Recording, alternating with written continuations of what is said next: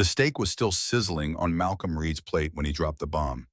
"Jonas, you've been a rock for us, but we're handing the tech division to Ethan Warwick," he said, slicing into his ribeye like he hadn't just gutted me. I froze, my fork halfway to my mouth, the clink of glasses and chatter at the upscale Milwaukee steakhouse fading into a dull roar. Ethan, the 28-year-old nephew of our chairman, fresh out of some Ivy League grad program, was taking my job. My job. 10 years of my blood, sweat, and sleepless nights, building Langston Manufacturing's tech backbone from a pile of outdated servers and sticky note passwords, erased in a single sentence. After a decade, I'm out, replaced by a kid who probably thinks a legacy system is a brand of sneakers, I muttered under my breath, forcing a tight smile. Malcolm's eyes flicked to where me, focusing on his plate like it held the secrets to the universe. "It's about fresh perspectives, Jonas. Ethan's got vision," he said, his voice smooth as the bourbon he was nursing. Vision. That word hit like a punch to the sternum. I'd spent a decade turning this company into a 24/7 operation, keeping 3 factories humming through blackouts and ransomware attacks. I was the guy who'd made sure the machines never stopped, the guy who turned Langston into a name clients trusted. And now I was being swapped out for a kid who'd never touched a server rack, all because he shared DNA with Victor Langston, the guy signing the checks.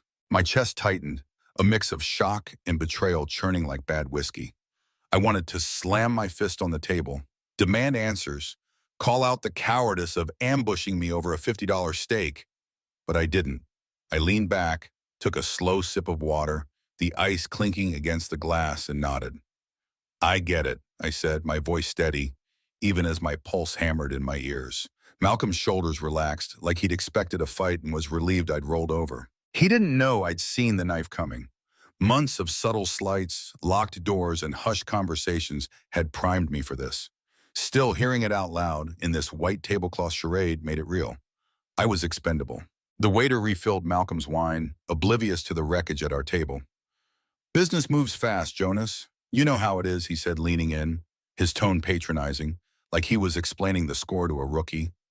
I stared at him, the man I'd trusted, the man who'd once called me the company's backbone. Now he was carving me out like a bad cut of meat, serving me up to keep the chairman happy. My mind flashed to the server logs I'd checked last week. Unauthorized access attempts from the executive floor. Someone sniffing around my systems. They weren't just replacing me, they were looting my work before kicking me to the curb. I signed in the NDA he slid across the table, my signature sharp and deliberate. "These things happen," I said, shaking his hand, my grip firm enough to make him flinch. As I walked out, the city lights blurred through the restaurant's windows, and a cold resolve settled in my gut. They thought they'd played me. They had no idea who they were dealing with. I stepped out of the steakhouse into the sharp Milwaukee night, the wind cutting through my jacket like a warning. My boots hit the pavement, each step heavy, deliberate, as I crossed the street to the parking garage. The betrayal clung to me, a weight I couldn't shake, but I didn't yell or curse. I just kept moving, my breath fogging in the cold. Inside my truck, I cranked the ignition, the engine's low rumble filling the silence.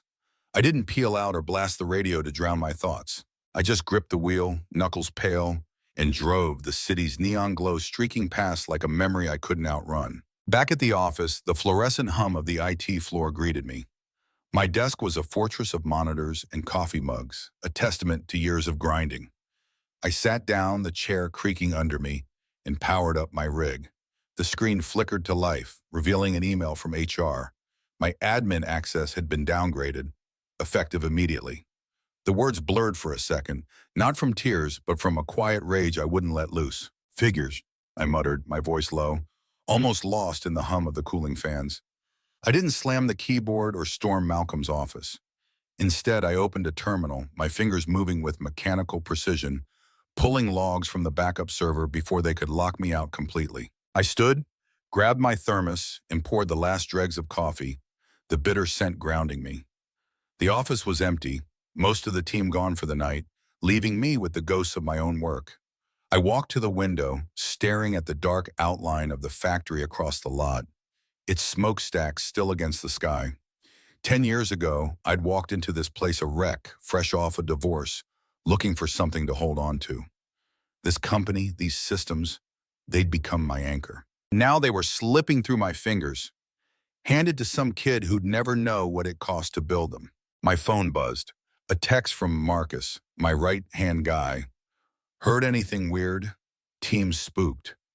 I didn't reply. I just tucked the phone away, my jaw tight, and returned to my desk. I archived a folder of proprietary code, my code, the kind Ethan couldn't dream of untangling. Let's see how you handle that, I said to no one, the words barely a whisper, my eyes fixed on the screen. It wasn't defiance, not yet, just a reflex, a way to keep my hands steady while my mind churned. The clock on the wall ticked past 8 p.m. I grabbed my coat, locked my station, and headed for the elevator. The doors closed with a soft thud, sealing me in with my thoughts. I didn't cry or punch the walls. I just stood there, hands in my pockets, watching the floor numbers drop. The pain was there, a dull ache behind my ribs, but I swallowed it, let it settle. As the elevator dinged open, I stepped into the lobby, the security guard nodding as I passed. The night stretched ahead, vast and uncertain, but I wasn't ready to break. Not yet. I'd built too much to let it end like this.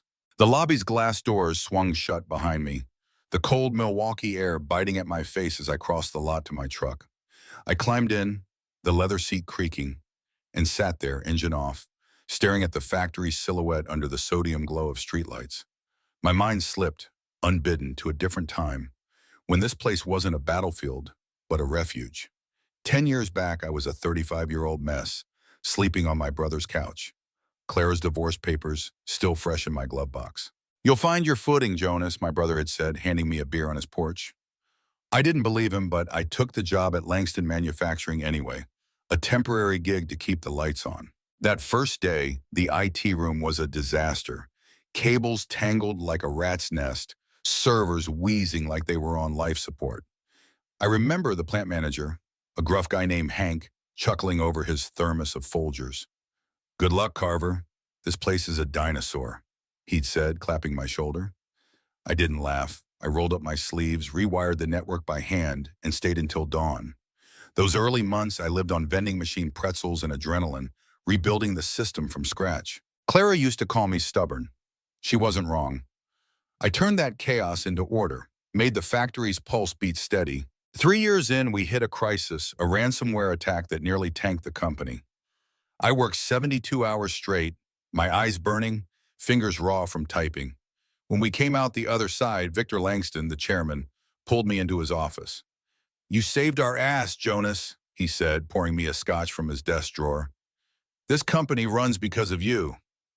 His words stuck, like a badge I carried through every late night, every crisis. I built a team. Marcus, Lena, guys who'd bleed for the job, like I did. We weren't just IT. We were the reason Langston could promise clients the impossible. But there were cracks, even then. Clara's voice echoed sometimes, late at night when I was alone with the servers.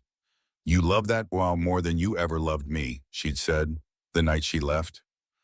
I'd brushed it off, but it stung, mostly because she was right. The company became my home, my purpose. Yet Victor's scotch-fueled praise faded over time. Meetings grew shorter, my ideas sidelined.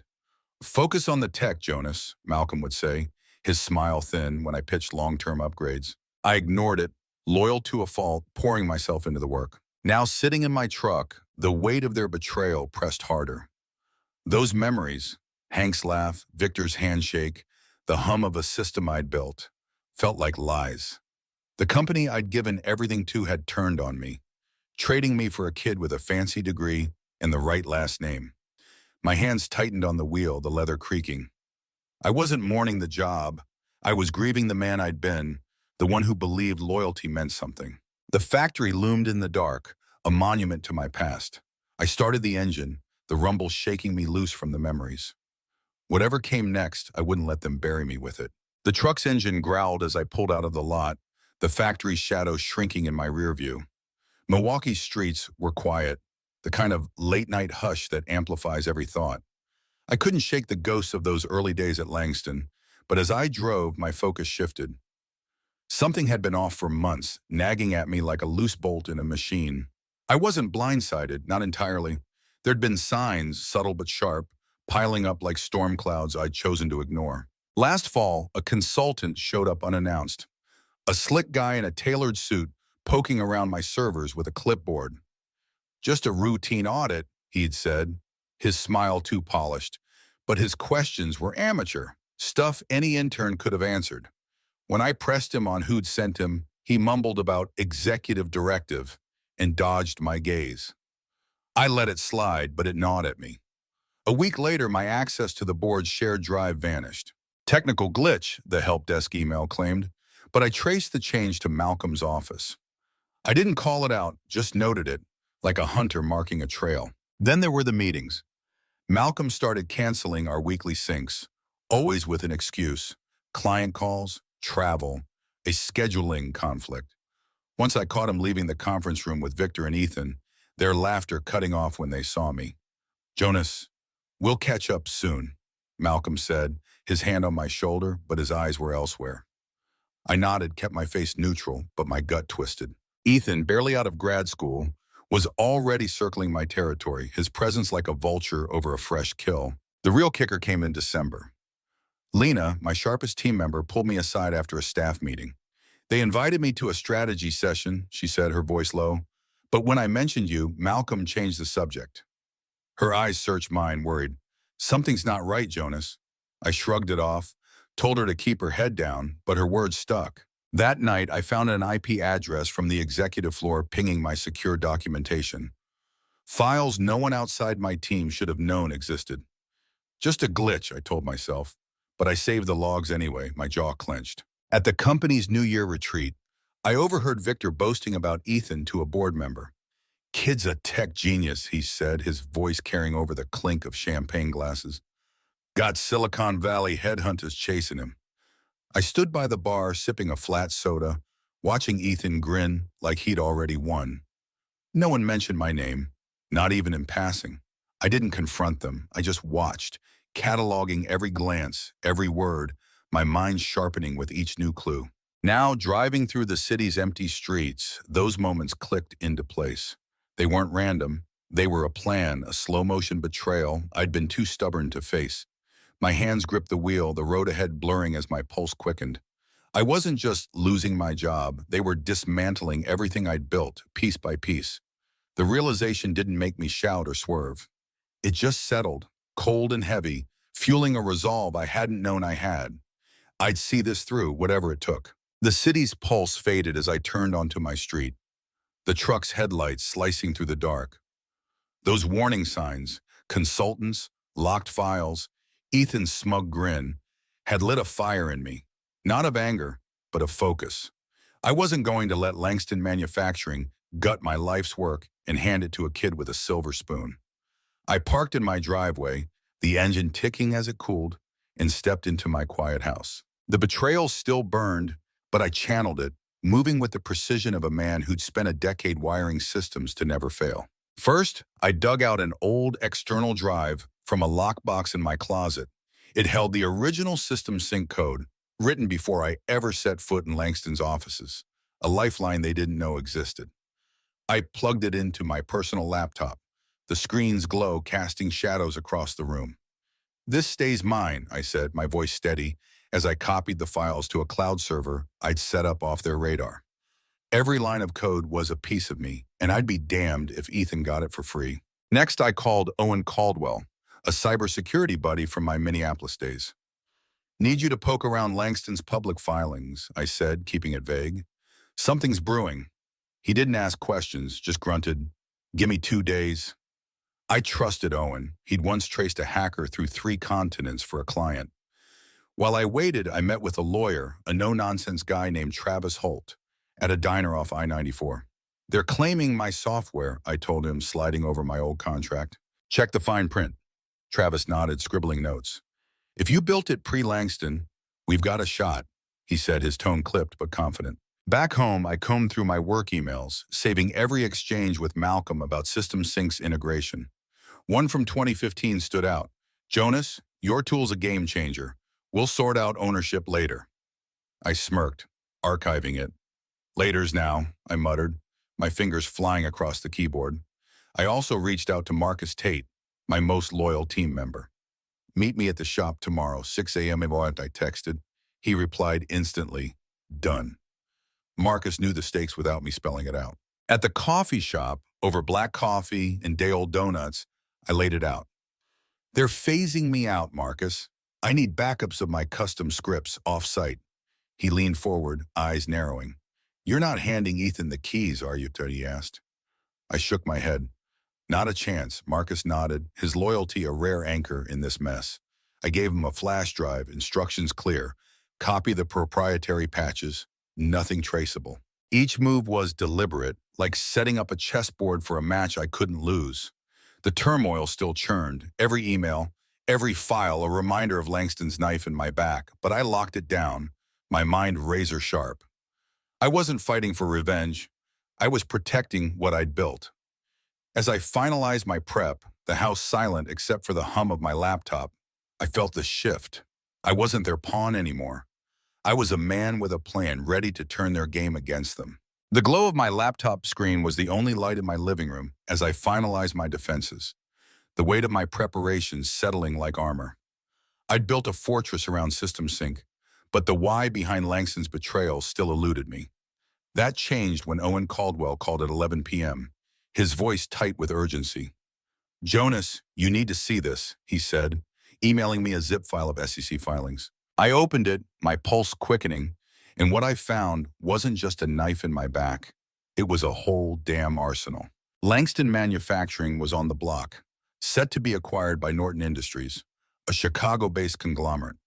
The deal's centerpiece, my System Sync software, touted in the filings as a proprietary manufacturing edge worth millions. But the real gut punch was the timeline.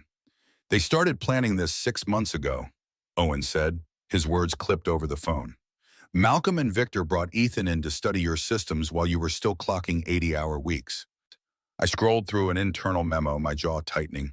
It detailed how they'd mined my documentation, my protocols, to inflate the company's valuation, all while scheduling my exit. Another document hit harder. Victor had cashed out half his shares last quarter, securing a fortune before the sale.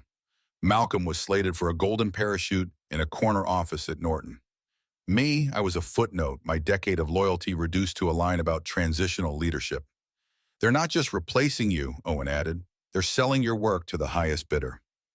I gripped my desk, the wood creaking under my hands, a cold fury rising.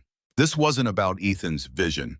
It was a calculated heist, and I was the mark. I dug deeper, finding an email chain between Malcolm and a Norton exec dated 3 months back. Carver's systems are the deal's backbone, Malcolm wrote. We'll ensure a smooth handoff. Handoff, like I was a used car they could trade in. My chest burned, not with shock, but with a clarity that cut through the hurt. They'd played me for a fool, exploiting my trust while I patched their networks and trained their teams. Every late night, every crisis I'd solved had been fuel for their payout. I leaned back, the chair groaning, and stared at the ceiling. The betrayal wasn't just personal. It was systemic, a machine designed to chew up guys like me and spit us out.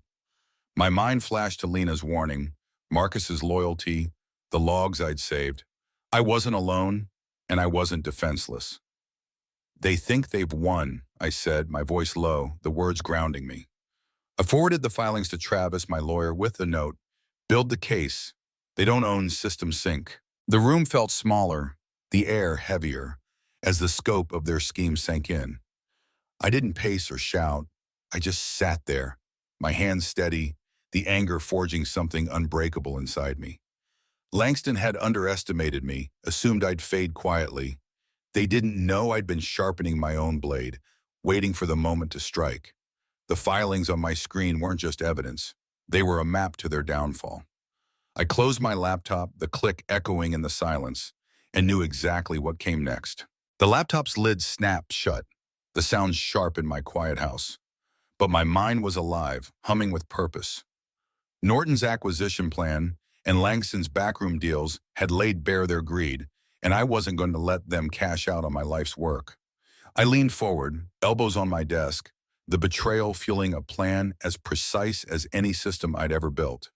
They thought they could steal System Sync and toss me aside, I'd make sure they choked on their own arrogance.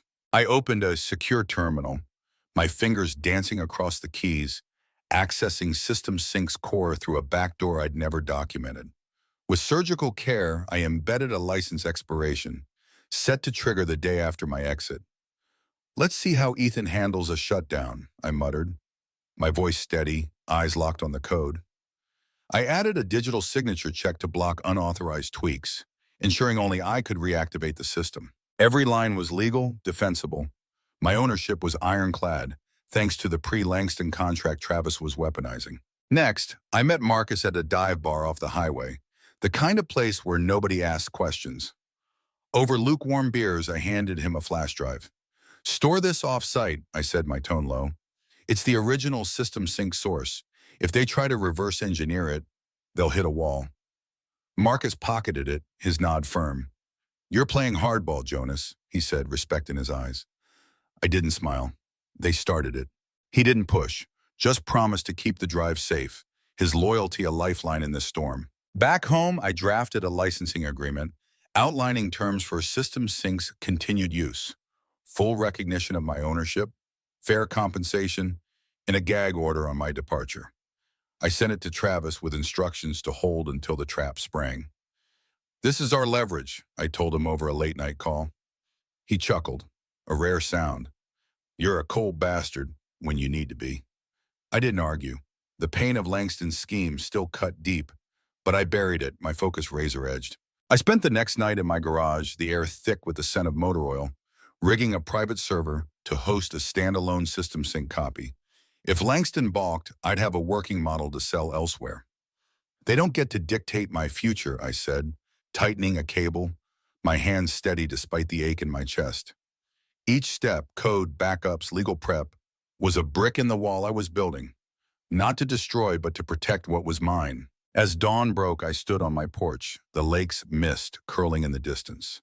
The turmoil hadn't faded. It was a dull pulse, a reminder of what I'd lost. But I wasn't a victim. I was a man who'd turned chaos into order before, and I'd do it again. I checked my phone, confirming the license timer was active. "Game's on," I whispered, the words swallowed by the morning quiet. Langston thought they had outsmarted me, lulled by my silence.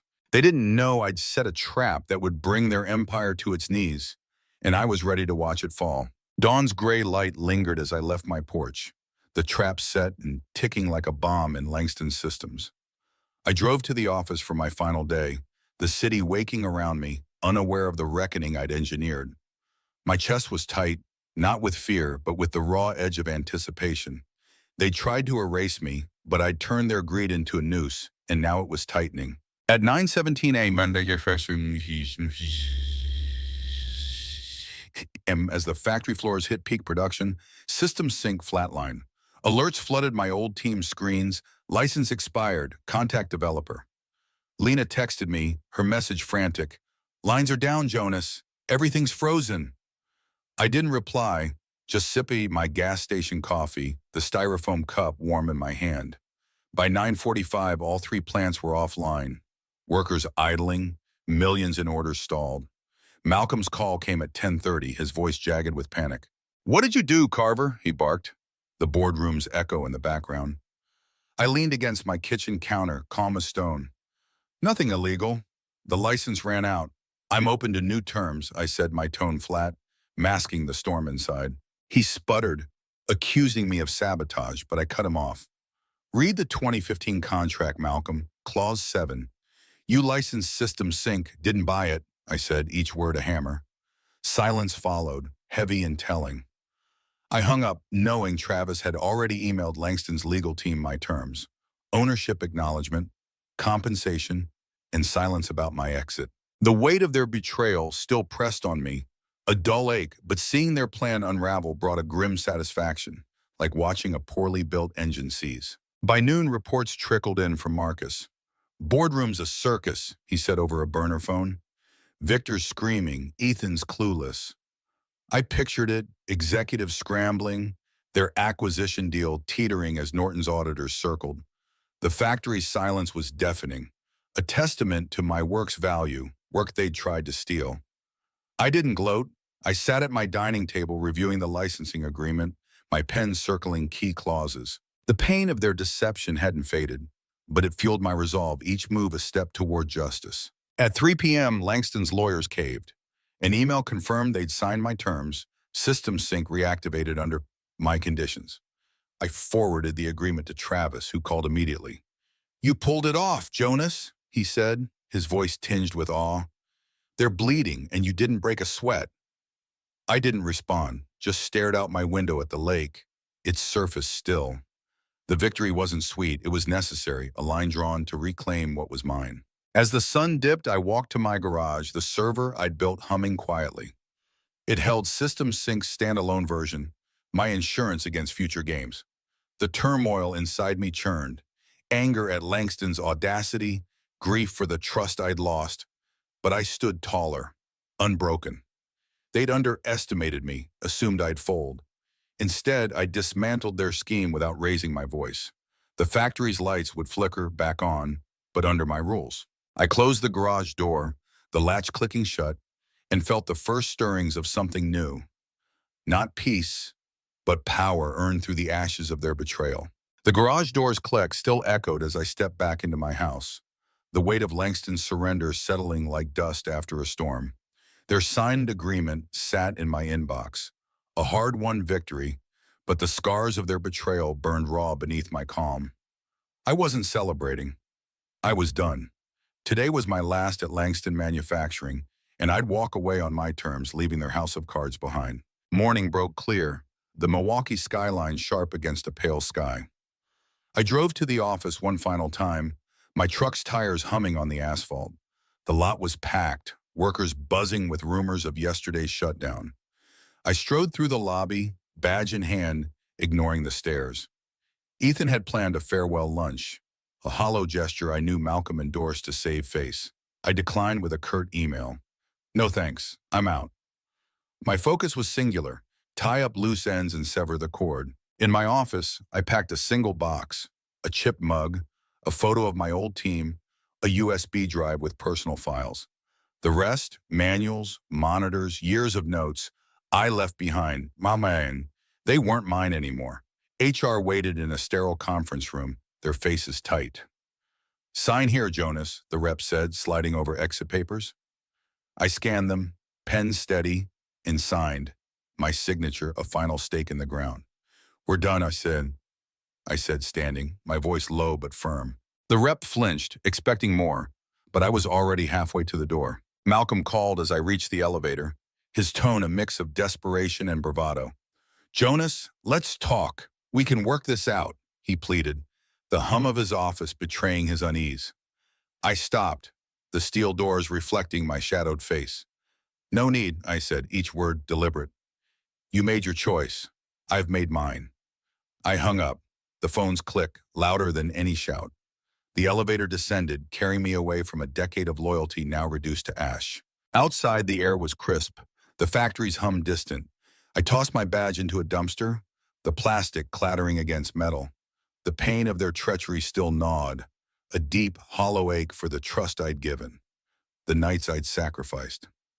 But I didn't linger. I climbed into my truck, the engine roaring to life, an obsessive-compulsive disorder, OCD.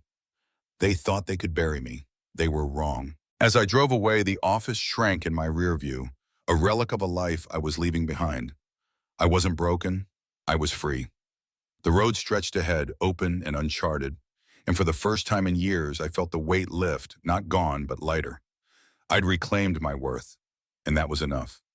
Langston was a chapter closed, and I was ready to write the next one on my own terms. The highway stretched before me, a ribbon of asphalt cutting through Milwaukee's industrial sprawl. My truck's rumble a steady pulse as I left Langston's betrayal in the dust. The sting of their deceit lingered, a bruise I'd carry, but I wasn't running. I was rebuilding, carving a new path from the wreckage. My phone buzzed with a voicemail from Sylvia Norton, a VP at Norton Industries. "Jonas, we're acquiring Langston," she said, her voice crisp. "We want you as a consultant. Double your old pay, full control." I didn't call back yet. I needed space to breathe, to redefine who I was outside their game. I used my first check to buy a cabin by Lake Michigan, A weathered retreat with a sagging porch and a view of endless water. Mornings I'd sit there, coffee in hand, watching waves lap the shore. This is mine, I'd say, the words grounding me, a reminder I'd clawed back my life. The cabin wasn't fancy, no Wi-Fi, no neighbors, just silence, the kind that lets you hear your own thoughts. The pain of Langston's treachery still surfaced, unbidden, like a splinter working its way out. But I wasn't drowning in it. I was building something real. Lena joined me 3 months later, then Marcus, both fed up with Langston's new regime. We started a consulting firm, not as boss and crew, but as equals, tackling projects for clients who valued our grit. A note from Lena sat on my desk, scrawled on a post-it. You gave us a chance when no one else did. I kept it, not for pride, but as proof I wasn't just surviving. I was shaping a future.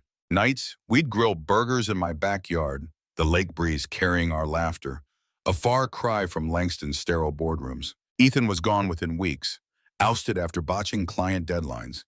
His vision, vision, exposed as hot air. Malcolm stayed, a figurehead at Norton with a title but no teeth, his influence gutted. I didn't revel in their fall. Justice had been served, cold and final, leaving me free to move on. The cabin became my anchor, its creaking floors a canvas for new plans. I'd hike the nearby trails, my boots crunching on gravel, each step a quiet defiance of the past. The turmoil hadn't vanished. It was there, a low hum, when I lay awake staring at the ceiling. But it didn't own me. I'd taken the worst they could throw and come out stronger, my worth no longer tied to their approval. My firm grew, clients calling from Chicago to Detroit, drawn to our no BS approach. I wasn't chasing glory, just purpose, the kind you earn by standing your ground. Now, as I write this, I'm back on my porch, the lake glinting under a fading sun. I've rebuilt, not perfectly, but honestly. The question lingers. What would you do if your life's work was stolen? Would you fight or walk away? Share your thoughts. I'm curious to hear how you'd face that kind of betrayal. For me, the answer was clear. I built again, in silence, and found peace in knowing I was enough.